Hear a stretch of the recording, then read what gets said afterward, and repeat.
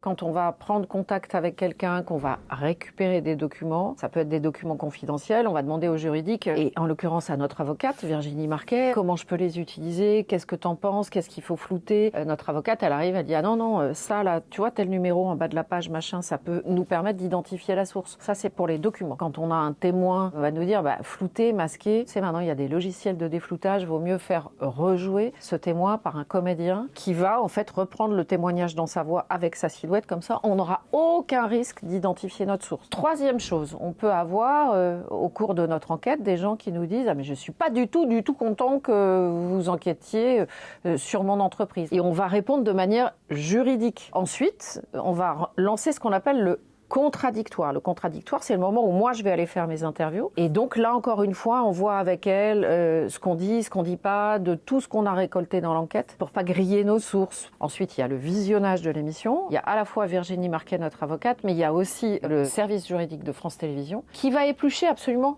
tout. Ça veut dire que évidemment juridique c'est devenu très important, ça intervient à tout moment et ça peut même intervenir après la diffusion d'une émission, parce qu'on peut être attaqué après la diffusion d'une émission. Et là, s'il y a une procédure judiciaire en cours qui est menée contre l'émission Cache Investigation ou contre Envoyé spécial, les avocats vont être là, ou de France Télévisions ou Virginie Marquet. Et jusqu'alors, en ce qui concerne Cache Investigation, on n'a jamais perdu une procédure judiciaire.